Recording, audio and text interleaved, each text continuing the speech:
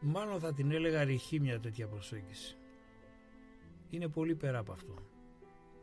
Είναι που όσο πιο κοντά ερχόμαστε, τόσο περισσότερη αξία παράγουμε, βιώνουμε και μοιραζόμαστε. Φαντάζομαι ένας φοιτητής του Εράσμους που βιώνει αυτή την αλληλεπίδραση και μάλιστα σε μια ευαίσθητη ηλικία να το νιώθει αυτό καλύτερα.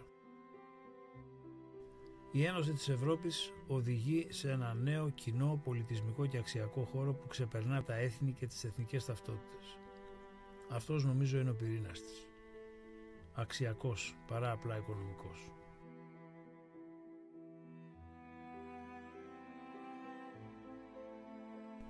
Κάθε άλλο λοιπόν υποστηρίζω το ακριβώς αντίθετο. Κάθε αίσθηση ταυτότητας, μαζί φυσικά και εθνική, πρέπει να είναι απόλυτα σεβαστή. Μια Ενωμένη Ευρώπη δεν στοχεύει στην άβληση της εθνικής ταυτότητας. Αντίθετα, στοχεύει στη δημιουργία ενός ισχυρού κοινού και μεταεθνικού μέλλοντος για τους λαούς της Ένωσης. Και το μετά έχει αυστηρά χρονική σημασία και δεν υπονοεί κάποια αντικατάσταση του έθνους και της αντίστοιχης συνείδησης από κάτι το υπερεθνικό.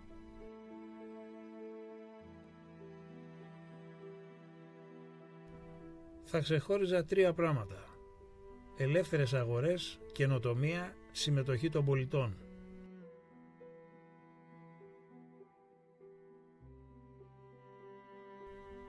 Την ψηλότερη δυνατή. Καινοτομία και γνώση είναι αυτά που αλλάζουν τη ζωή. Την κάνουν καλύτερη, πιο πλήρη, πιο πλούσια. Καινοτομία δεν αφορά μόνο την τεχνολογία ή την επιχειρηματικότητα, αν και ασφαλώς αυτά τα δύο είναι πολύ σημαντικά. Καινοτομία είναι η αμφισβήτηση των στερεότυπων, η υπέρβαση των κατεστημένων τρόπων να αντιμετωπίζουμε τα πράγματα. Είναι να βλέπουμε τον κόσμο με άλλο μάτι. Επεκτείνεται στις τέχνες, στον τρόπο ζωής. Θα έλεγα καινοτομία είναι από μόνη της ένας τρόπος ζωής.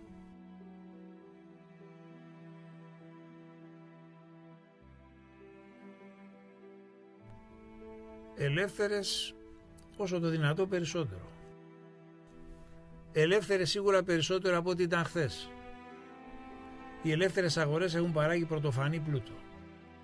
Είναι το μόνο μέσο που γνωρίζουμε το οποίο ωφελεί και τις δυο πλευρές, και τον αγοραστή και τον πολιτή.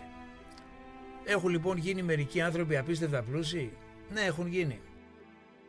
Όμως εμένα με ενδιαφέρει η σιωπηλή επανάσταση. Τα εκατομμύρια που βγαίνουν από τη φτώχεια κάθε χρόνο. Με ενδιαφέρει ο αγωνιστής κάπου στα χωράφια της Ασίας που τον επόμενο μήνα θα έχει 300 ευρώ εισόδημα ενώ πέρυσι είχε 200. Που θα μένει σε διαμέρισμα και θα οδηγεί αυτοκίνητο όπως και εγώ. Εκεί κοιτάω. Και εκεί βλέπω μια όμορφη εικόνα. Δεν χρειαζόμαστε ισότητα στη φτώχεια. Προτιμώ τον πλούτο για όλους, ακόμα και αν είναι άνισος.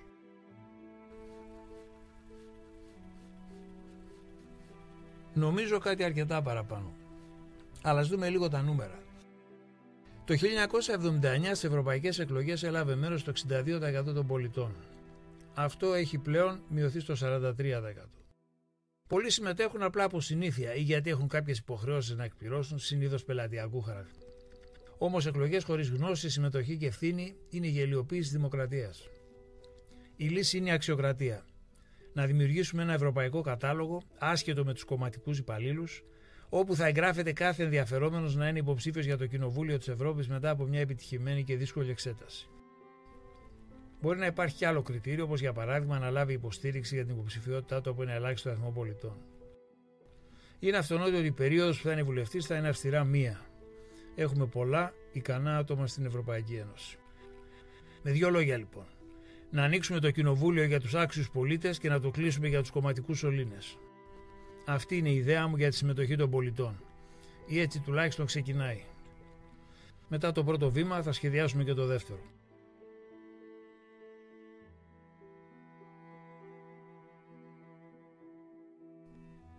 Θα ενεργούσα ως τεχνοκράτης και ως πολίτης. Όσον αφορά το πρώτο, μπορείτε να ρίξετε μια ματιά στο βιογραφικό μου.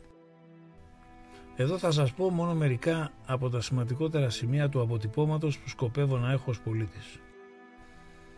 Πρώτο σημείο.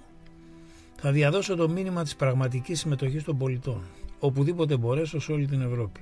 Η τεχνολογία ανοίγει παράθυρα για την πραγματική συμμετοχική δημοκρατία και όχι ψεύτικες εκδοχές όπως αυτή του Brexit, το δημοψήφισμα της αριστεροδεξιάς λαϊκιστικής συμμαχίας στην Ελλάδα. Δεύτερο σημείο. Θα κοινοποιώ δημόσια και κάθε τρίμηνο όλες τις πρωτοβουλίες που θα παίρνω. Θα ακούω σχόλια και προτάσεις και θα απαντώ σε όλα. Θα ενημερώνω επίσης και για το χρόνο που ξόδεψα. Αν δεν είναι αρκετός, θα επιστρέφω οποιοδήποτε πλέον ποσό ως φιλανθρωπία. Τρίτο σημείο.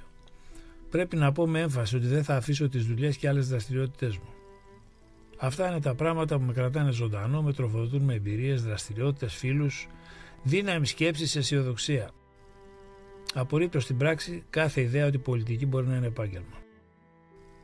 Και τέταρτο σημείο, θα παραιτηθώ από τη θέση μου την επόμενη μέρα αν μου το ζητήσει μια κρίσιμη ποσότητα ανθρώπων που εκτιμώ. Παρόμοια θα συμβεί και αν μου το ζητήσει η δημιουργία ξανά, το κόμμα με το οποίο είμαι υποψήφιος.